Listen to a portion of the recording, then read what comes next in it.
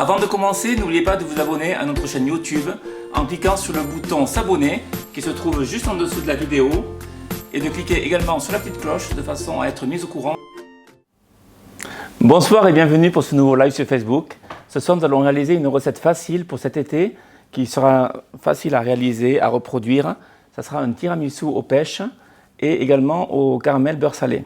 Donc vous pourrez choisir des pêches blanches, des pêches jaunes, selon ce que vous aimez le mieux.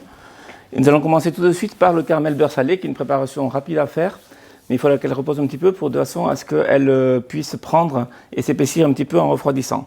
Pour cela, il nous faut du beurre doux ou du beurre demi-sel. Dans l'hypothèse où on utilise du beurre doux, comme aujourd'hui, vous allez prendre de la fleur de sel. Ici, j'ai de la fleur de sel de Guérande. Si vous prenez du sel demi-sel, vous éliminez la fleur de sel de Guérande. Il vous faudra également de la cassonade et de la crème fleurette à 35% de matière grasse. Pour commencer, nous allons faire fondre donc notre beurre. Donc dans une casserole, tout simplement.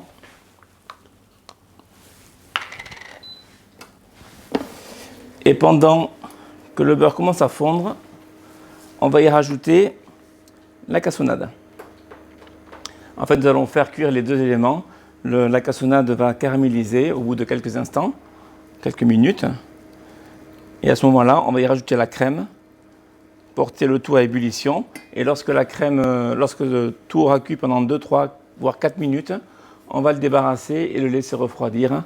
Donc soit à température ambiante pour commencer et après au frigo, de façon à ce que ça épaississe. Alors j'ai déjà un caramel beurre salé qui est prêt, qui a été réalisé en amont, de façon à ce qu'on ait la bonne consistance. Parce que là, en l'état, il va être relativement liquide.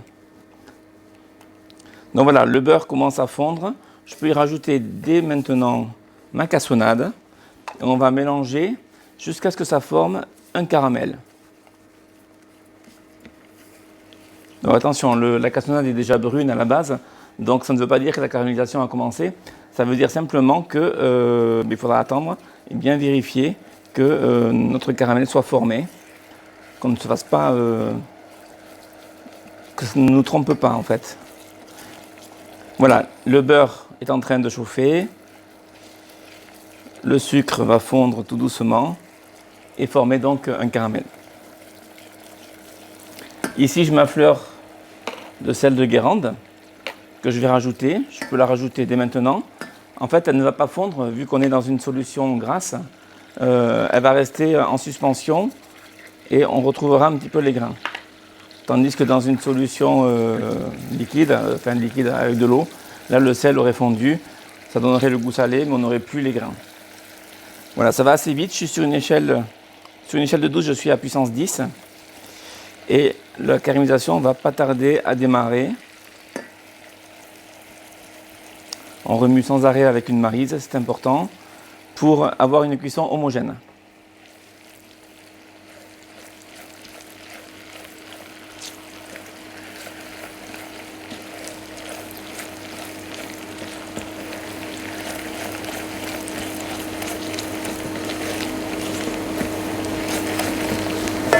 Voilà. Donc pour la caramélisation, je mélange de façon à voir ce qui se passe sous la mousse en fait. Parce que sinon, je ne me rends pas bien compte. Attention à ne pas aller dans une cuisson d'aller trop loin dans la cuisson. Un caramel trop brun, on attraperait une amertume qui sera désagréable en bouche. On va rester sur du caramel blond.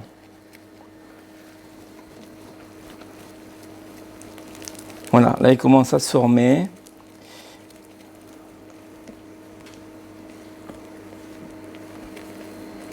On reste devant, hein. Ce n'est pas le moment d'aller faire de la vaisselle ou de répondre au téléphone. Voilà. Là, on remarque bien que la coloration est enclenchée. La mousse qui est en surface s'estompe un petit peu. Ça nous permet de mieux nous rendre compte de la cuisson. On va le pousser volontairement un petit peu en couleur parce que le fait de le décuire avec la crème fleurette, on va se rendre compte après que le mélange soit fait que la coloration ne sera pas si foncée que ça. Voilà, là j'ai rajouté la crème car ça allait très vite. Donc au départ, je peux retirer la casserole un petit peu du feu pour éviter le débordement. Et je le remets rapidement sur le feu Et là, je mélange avec le fouet. Je vais réduire à 8 pendant 3 à 4 minutes, de façon à bien dissoudre le caramel, qu'on obtienne quelque chose d'homogène.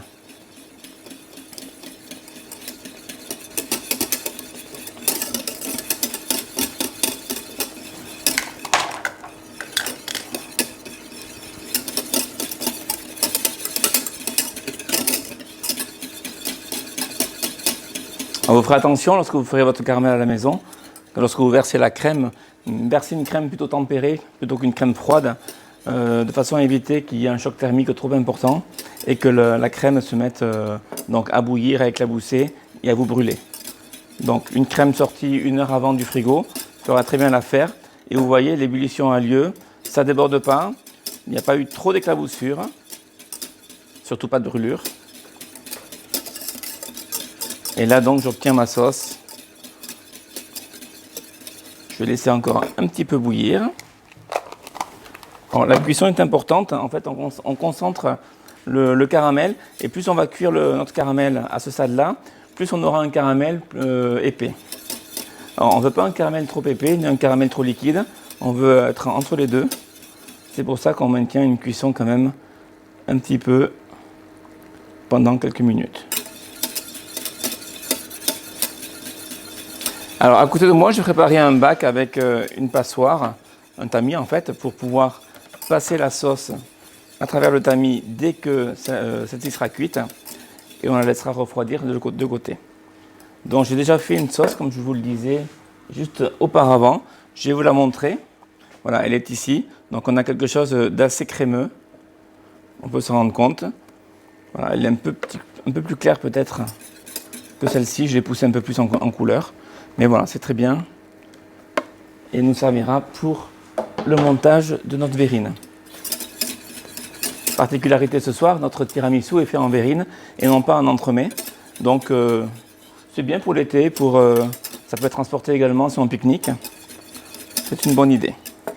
Voilà, je stoppe le feu et je vais passer donc ma préparation à travers le tamis. Alors, il n'y a pas beaucoup de résidus. Il pourrait y avoir des morceaux de sucre, de caramel qui n'ont pas fondu. Je mélange bien et ça, je le laisse de côté à refroidir. Voilà. Maintenant, nous allons préparer nos fruits. Alors, j'ai utilisé des pêches fraîches, bien sûr. On serait hors saison, on prendrait des pêches au sirop. Mais bon, là, on est en plein été. Le mois d'août vient de commencer.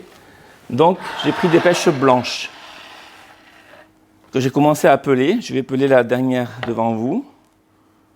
Alors, il y en aura 2. On fait 6 verrines ce soir. Donc, c'est une recette pour 6 personnes. On aura 2 pêches pour avoir une garniture dans notre verrine. Et les 2 autres pêches nous serviront à faire un petit coulis qu'on va faire rapidement, qui nous servira également pour le montage de la verrine. En fait, on aura la pêche sous 2 textures. On aura une texture donc de pêche fraîche, donc croquante. Quand je dis croquante, ça veut dire avec un peu de mâche. Prenez quand même des pêches assez mûres, sinon vous aurez un petit peu ça sera moins goûteux. Et on aura de la pêche également sous forme de coulis, un petit coulis qu'on va faire rapidement.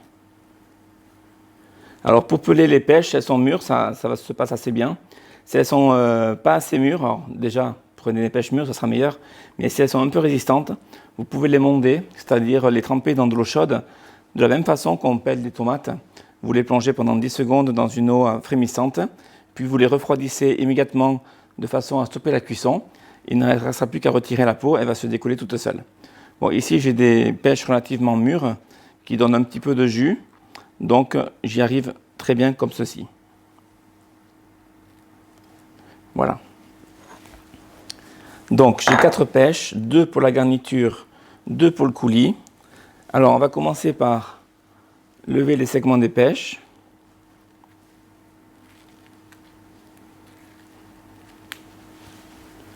Détacher du noyau, voilà.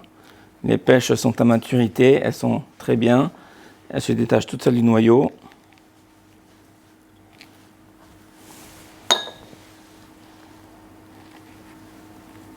Alors, si vous avez des pêches qui sont un petit peu abîmées, vous les gardez pour faire le coulis et vous gardez les plus belles pêches pour la garniture. Voilà.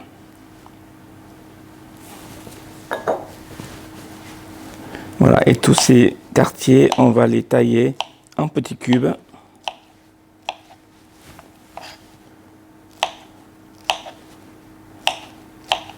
Donc des petits cubes qu'on pourra retailler au moment, on verra, quand on montera nos verrines. Si vous avez des pêches un peu trop dures, c'est-à-dire pas assez mûres, vous pouvez les faire, les passer à la poêle, les caraméliser un petit peu avec un petit peu de beurre, un petit peu de sucre. Vous faites votre caramel dans la poêle et vous jetez vos pêches taillées en morceaux dans la poêle et vous les faites rissoler pendant 2-3 minutes, le temps que ça caramélise un petit peu, donc il y a une pré-cuisson. Et vous aurez également quelque chose de plus tendre, d'un peu plus sucré. Ça peut se faire. C'est vraiment selon la maturité de la pêche. Ce soir, ce n'est pas du tout nécessaire, étant donné qu'on a des pêches à bonne maturité. Voilà, donc là, ça servira pour la garniture.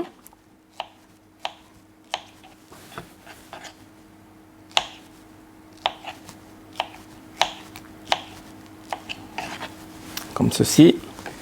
Et on va préparer notre coulis. Alors pour cela, je prends un petit mixeur et je vais mettre l'autre moitié de la pêche, enfin les deux autres pêches, couper un peu n'importe comment, c'est pas grave, dans la cuve ici.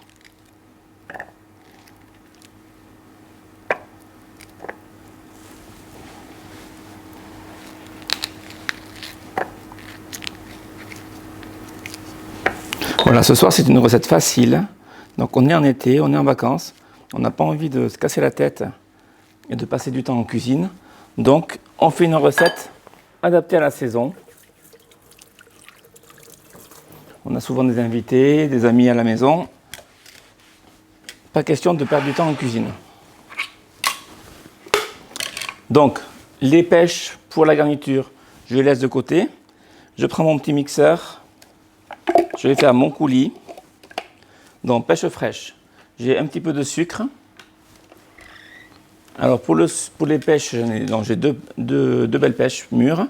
40 g de sucre que je rajoute dans le mixeur. Un petit jus de citron que je vais presser à la minute directement dans la cuve avec une fourchette. Voilà, ça amènera un peu d'acidité. Attention aux pépins, s'il y en a qui tombent, on les retire. Et il n'y a plus qu'à mixer.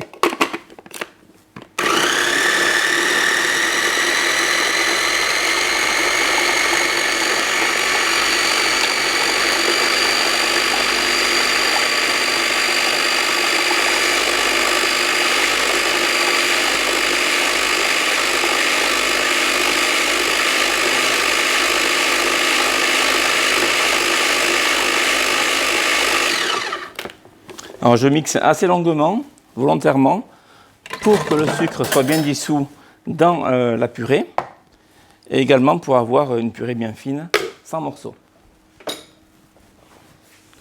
Donc le coulis est prêt. À la maison, vous pourrez le goûter pour bien vous rendre compte de son goût.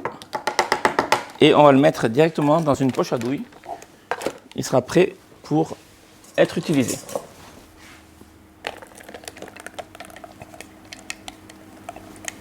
Alors si vous utilisez des pêches jaunes, vous aurez un coulis un peu plus jaune.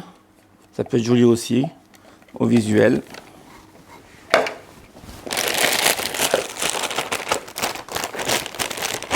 Alors ce coulis peut être préparé à l'avance. Vous le conservez au frais jusqu'au moment du dressage. Alors, vous faites un nœud à la poche à douille. Bien sûr, la douille n'a pas été percée en bas.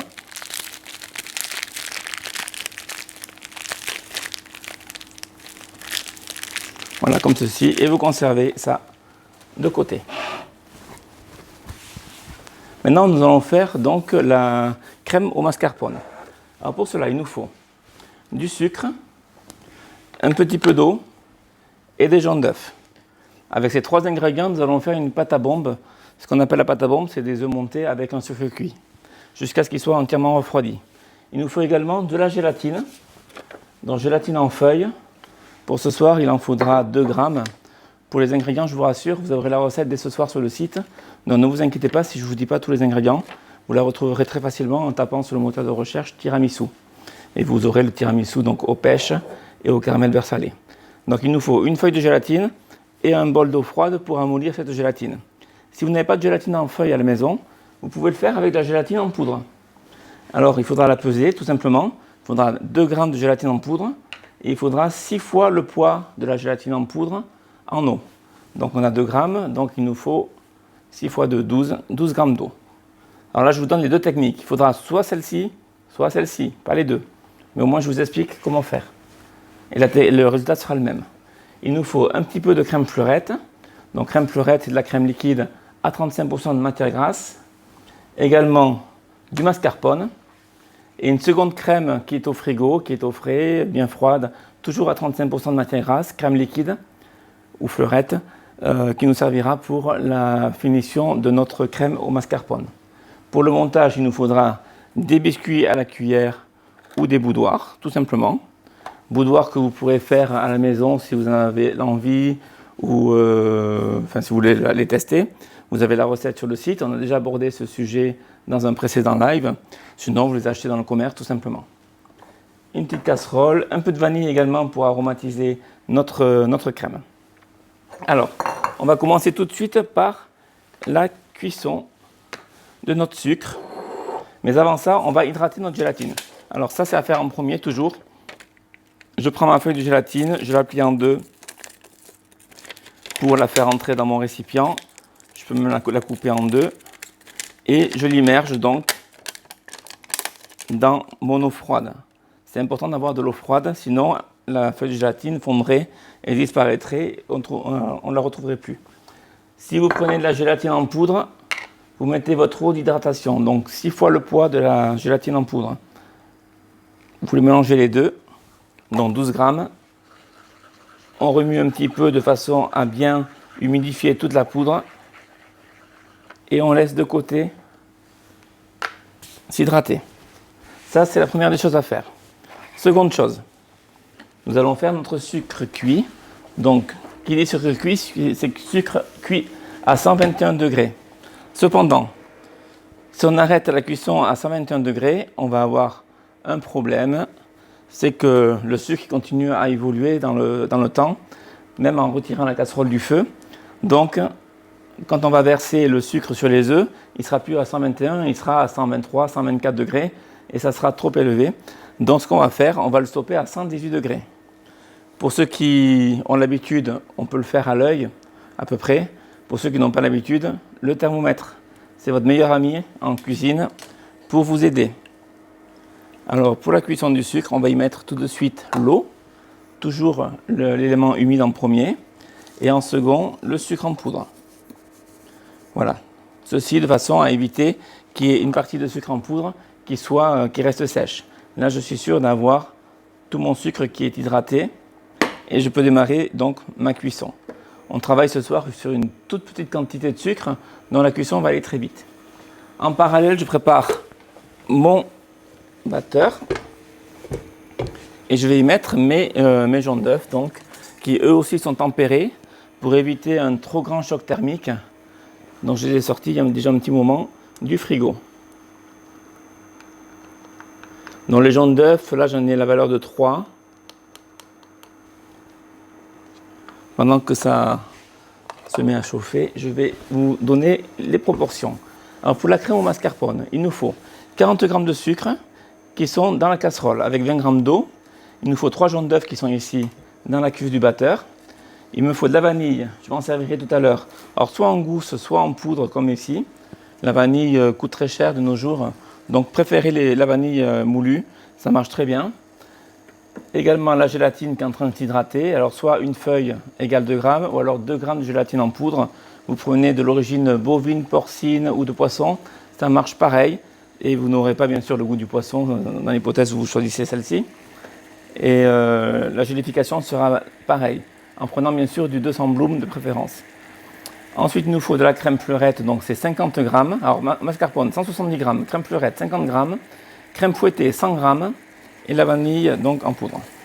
Voilà, là j'ai l'ébullition qui est atteinte. Je vais donc pouvoir plonger mon thermomètre et surveiller de près de façon à monter à 118 degrés. Alors je le rappelle, on travaille sur des toutes petites quantités ce soir, donc ça va aller assez vite.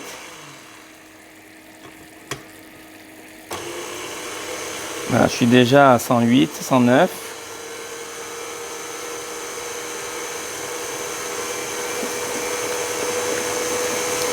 113,5. Je ne sais pas si on voit le cadran à l'écran. 116,5. 117,3. 118,8. Allez, je sors la casserole du feu. Malgré tout, ma cuisson continue à se faire. Je vais laisser débuller mon sucre cuit. J'actionne mon fouet. Et là, je vais le verser donc sur mes jaunes. Avec le batteur qui est en mouvement.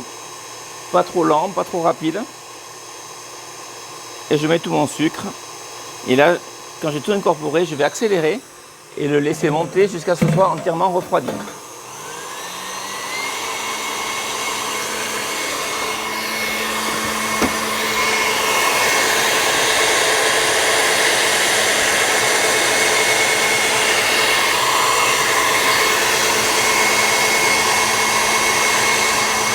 Je vais pouvoir y rajouter de la vanille.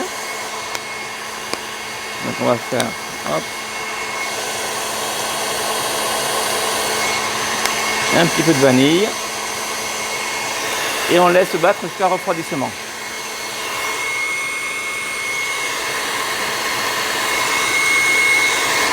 En attendant, ici j'ai mon mascarpone que je vais mettre dans un petit saladier et que je vais mélanger avec ma première partie de crème fleurette, c'est-à-dire les 50 grammes. Cette partie de crème fleurette sert à détendre le mascarpone pour éviter les grumeaux.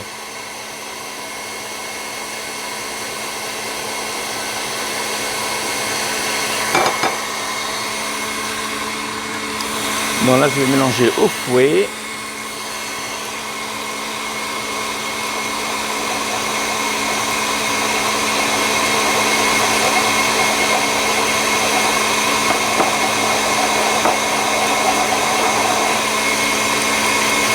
Voilà, quelque chose de bien crémeux.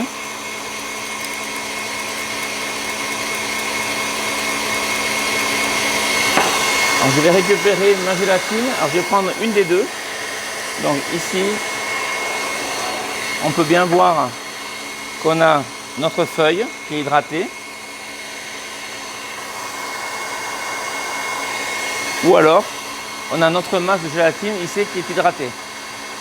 Je prends l'une ou l'autre, peu importe. Je vais prendre celle-ci. Je vais la faire fondre au micro-ondes pendant quelques secondes.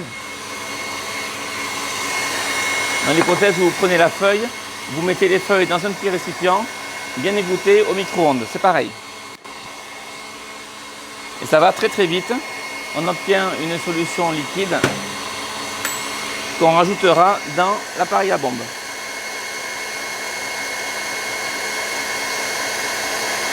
Alors on le fait fondre au micro-ondes pour justement s'assurer que la gélatine se mélange bien et qu'on ne retrouve pas de morceaux à la dégustation. Voilà, le mélange est quasiment froid.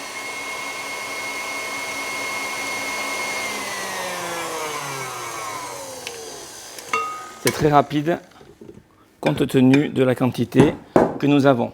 Gaëtan, je vais te demander de me chercher s'il te plaît la crème qui est au frais, donc de la crème fleurette qu'on va monter en crème fouettée. Tu prendras une cuve également qui est au frais. C'est important d'avoir du matériel bien froid quand on monte une crème en crème fouettée pour justement qu'elle prenne bien. Si on a des récipients à température ambiante, voire un peu chaud, on va perdre en qualité. Donc on a notre pâte à bombe qui est froide avec la gélatine incorporée, notre mascarpone qui est un peu détendu avec un peu de crème fleurette. Et là je vais monter donc de la crème fouettée, merci, avec une cuve bien froide. Alors il nous faut 100 grammes, je vais en monter volontairement un petit peu plus pour avoir du volume dans mon bol et je la pèserai au moment du mélange.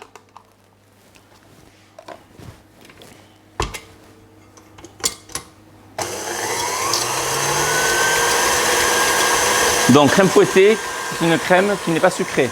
Chantilly, c'est une crème fouettée sucrée. Voilà la différence entre les deux.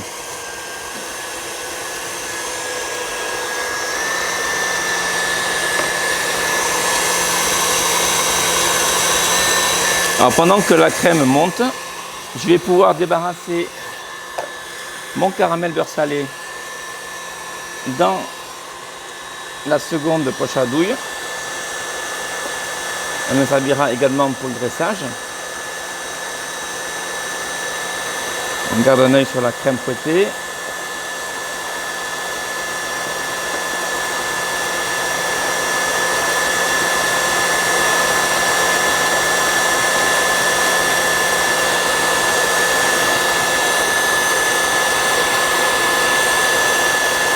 Voilà.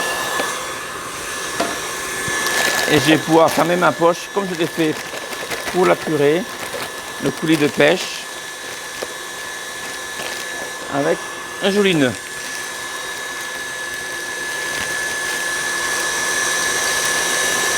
Alors, on voit que la crème commence à prendre. Attention à ne pas trop la monter, il faut qu'elle reste souple.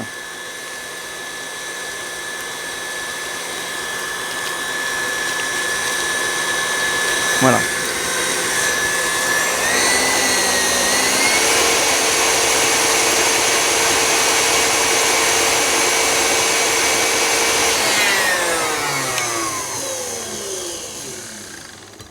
Voilà, je vais m'arrêter là, quitte à la terminer à la main, pour vraiment avoir la texture que je veux.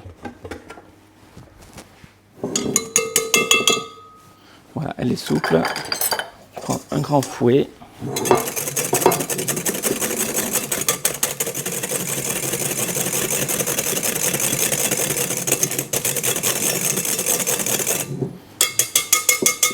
Très bien. Donc on va arriver au moment du mélange. Donc pâte à bombe, mascarpone plus crème, crème fouettée. Je vais commencer par mélanger donc mon mascarpone avec ma pâte à bombe. Donc j'y verse tout.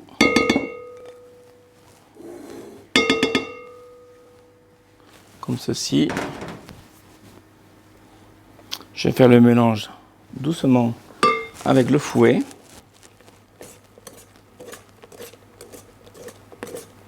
Il faut aller assez vite parce que la pâte à bombe contient la gélatine.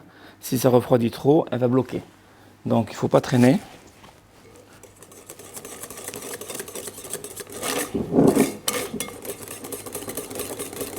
Voilà, je mélange bien de façon à bien dissoudre tout le mascarpone, qu'il ne reste pas de grains. Mais je ne mélange pas avec exagération, hein. Je mélange, mais pas trop non plus. Et là, je vais commencer à incorporer ma crème fouettée. Donc d'abord, un quart ou un tiers. Je vais pouvoir le mélanger comme ceci.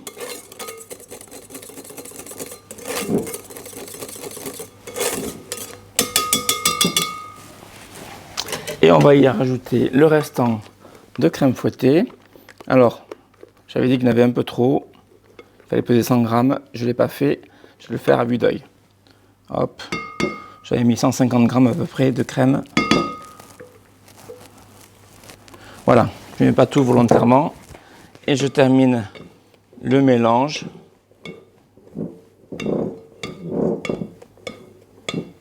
Là, je le termine gentiment. De façon à ce que l'appareil reste bien aéré, qu'il ne retombe pas. Voilà, je mélange jusqu'à ce qu'on ne voie plus du tout de crème fouettée. Et là, on obtient quelque chose de très souple. Du fait que la crème fouettée n'ait pas été montée trop, on obtient un appareil souple. Si on monte la crème fouettée beaucoup trop, on aura un appareil qui sera beaucoup plus ferme et on risque d'avoir un appareil qui tranche. Donc attention à ça. Voilà, je vais mettre cette crème dans une troisième poche à douille.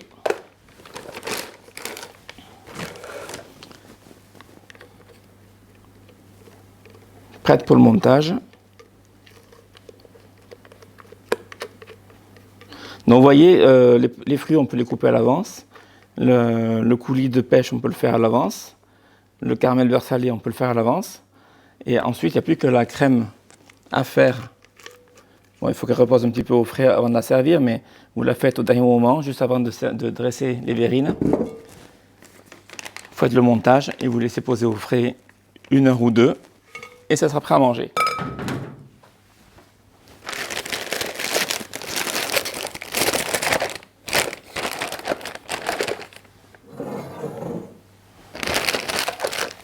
Voilà, donc là j'ai ma crème.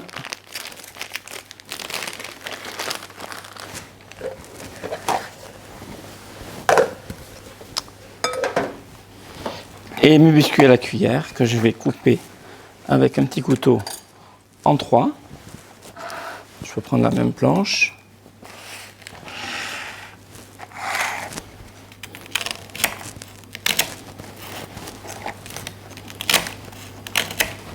Alors, à défaut de biscuits à la cuillère, on pourrait utiliser de la génoise. On pourrait utiliser d'autres biscuits, bien sûr, selon ce que vous avez à la maison.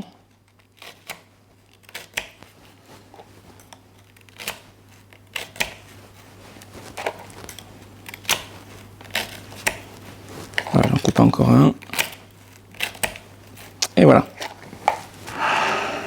Donc pour le tressage, j'utilise des jolis verres à double paroi, transparents, de façon à ce qu'on puisse voir vraiment par transparence les différents étages.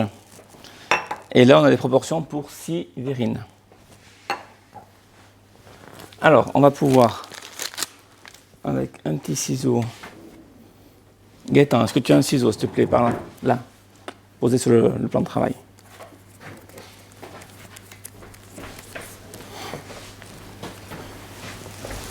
Merci. Je fais un tout petit trou. Ça, c'est vraiment pour doser le débit. Et je vais venir en mettre. Alors d'abord, je vais mettre 2 biscuits au fond de chaque verrine que je vais venir recouvrir de caramel. Donc le biscuit va pomper un petit peu le caramel. Donc il va s'humidifier. Voilà, on appelle bien.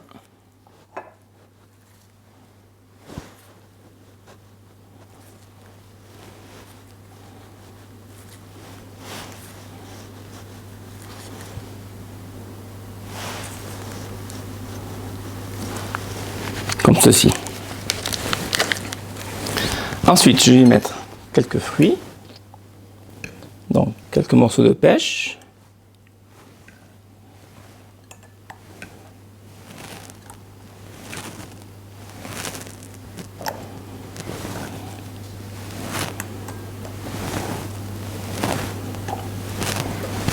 Voilà.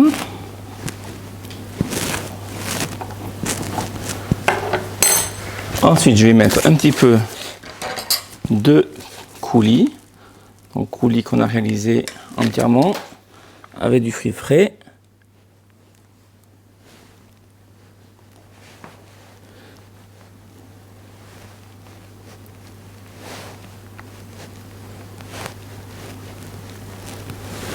Voilà. On essaie d'éviter les coulures. Voilà, et là on va venir donc garnir avec notre crème mascarpone. On peut faire un trou un peu plus grand ici.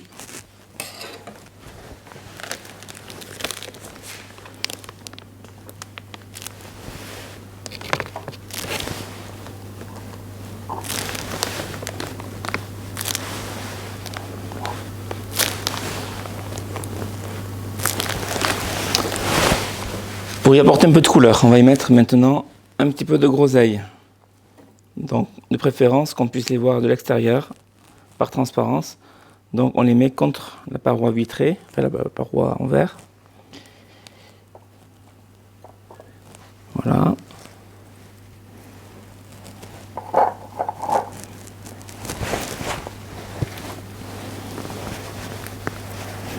On a de la chance d'avoir des beaux fruits, c'est la saison.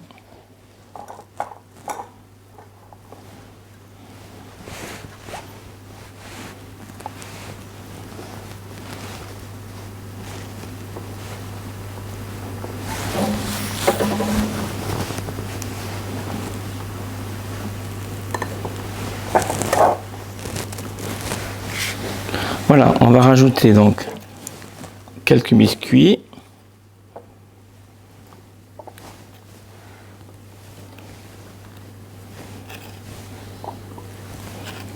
Deux morceaux.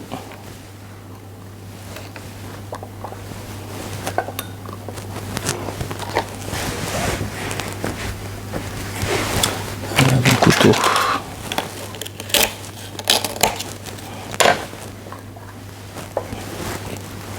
Voilà, comme ceci. Et là, on va essayer de faire donc des différentes couches qu'on puisse voir bien de l'extérieur.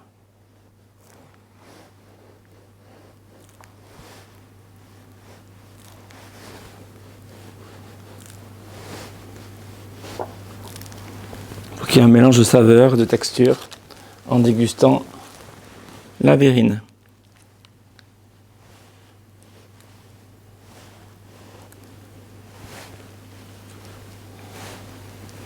Voilà, comme ceci. On peut rajouter un petit peu de fruits.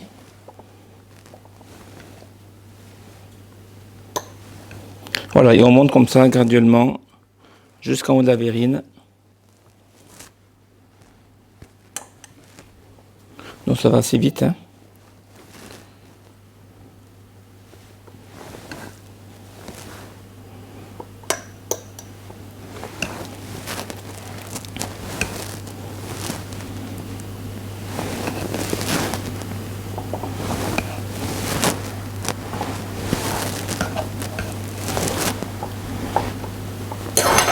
Voilà, je vais y rajouter un petit peu de groseille à nouveau pour apporter de la couleur.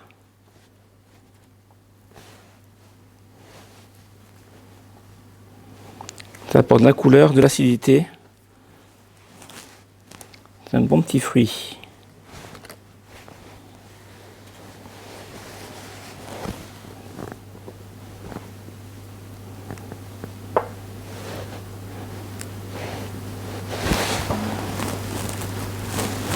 Voilà, comme ceci. De la crème au mascarpone. On va pouvoir venir remplir presque jusqu'au bord.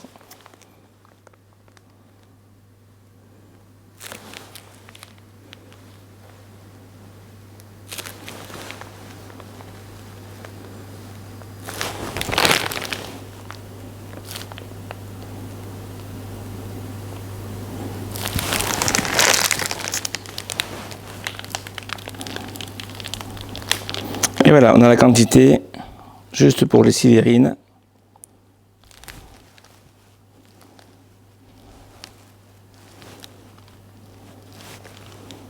Voilà. Donc on termine notre présentation avec des petits morceaux de pêche piqués dans la crème.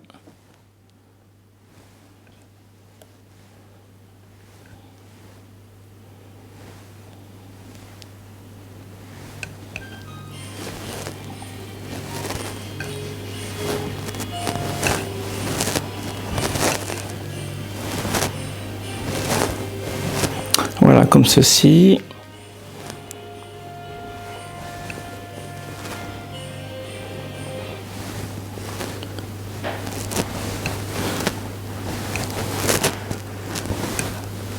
Voilà, on met tout, hein. Pas de perte. Et on termine avec notre caramel beurre salé, donc qui va venir être déposé juste sur tout le contour.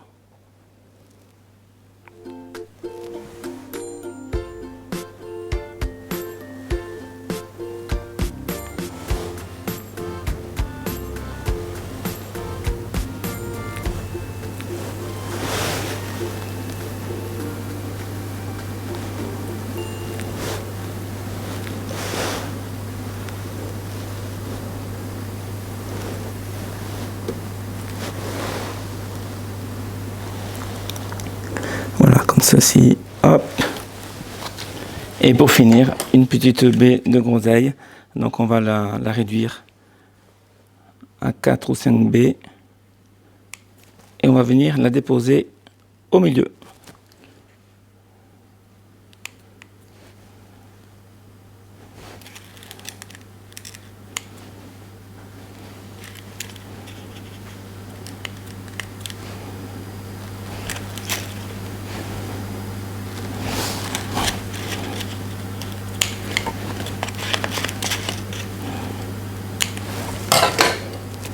comme ceci. Et voilà. Donc voilà mes petites verrines tiramisu que je vous encourage à faire à la maison. À ce stade, vous les laissez donc au frais pendant environ 1 heure minimum. Vous pouvez les faire un petit peu à l'avance, mais de préférence le jour même quand même de la dégustation. Et il ne nous restera plus qu'à vous régaler entre amis autour d'une bonne table. On se retrouve, Gaëtan, redonne-moi la date pour le prochain. 22. Pour le 22 août, où nous aurons donc un thème sur une tarte à la pêche, c'est ça? Tout à fait.